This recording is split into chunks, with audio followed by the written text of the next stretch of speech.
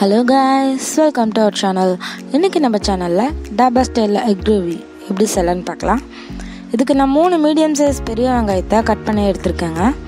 அது கூட ஒரு கையளவு mint and coriander leaf add பண்ணிக்கிறேன். கொஞ்சமா வாட்டர் ஆட் பண்ணி அது 1-2 அரைச்சு எடுத்துக்கோங்க. அரைச்சு எடுத்துட்டு அது கூட 2 tablespoon ginger garlic paste add பண்ணிக்கோங்க. உங்களுக்கு கொஞ்சம் கிரேவி எக்ஸ்ட்ரா வேணும்னு நினைக்கிறப்போ இன்னொரு ஸ்பூன் எக்ஸ்ட்ரா ஆட் பண்ணி கிரைண்ட் பண்ணிக்கோங்க. அதை அரைச்சதுக்கப்புறமா 2 பழுத்த தக்காளி எடுத்து இதே நீங்கள் அரைச்சி ஆட் பண்ணிக்கோங்க.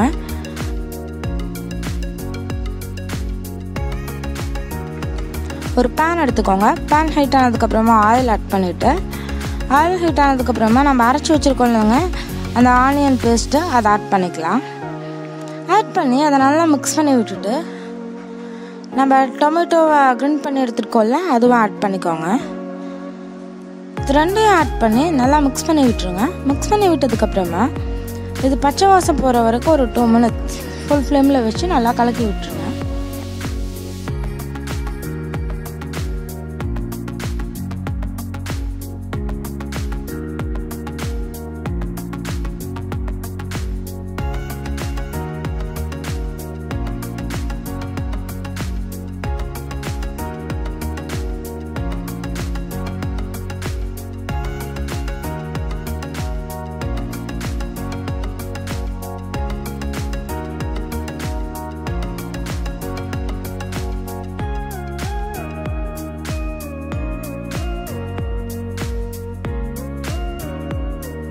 பாருங்க, இப்போ இது நல்லா மிக்ஸ் ஆயிருச்சு.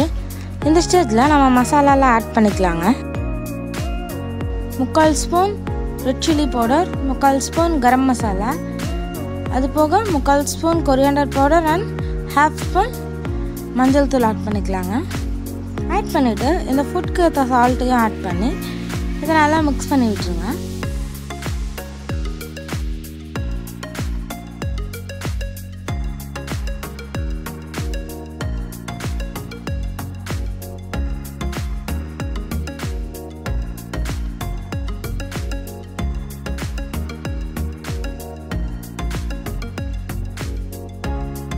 இதை நல்லா மிக்ஸ் பண்ணி விட்டுட்டு நீங்கள் கர்ட் ஆட் பண்ணிக்கோங்க.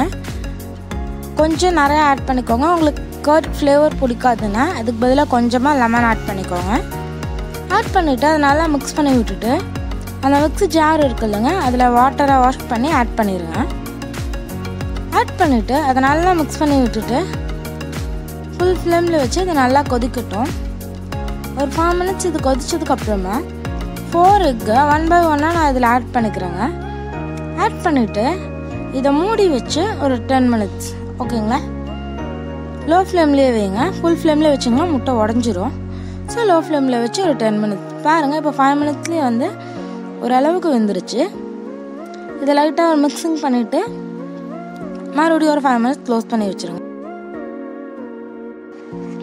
இப்போது இது நல்லா வெந்துருச்சு. உங்களுக்கு ரைஸ்க்கு வேணும்னா நீங்கள் இதே மாதிரி ஸ்டேஜில் நீங்கள் எடுத்துக்கலாம். இல்லை நீங்கள் கொஞ்சம் சப்பாத்தி அந்த மாதிரினா கொஞ்சம் கிரேவியாக வேணும். அந்த டைமில் ஓப்பன் பண்ணி ஒரு 5 மினிட்ஸ் நல்லா இதை சுண்ட விட்டுருங்க.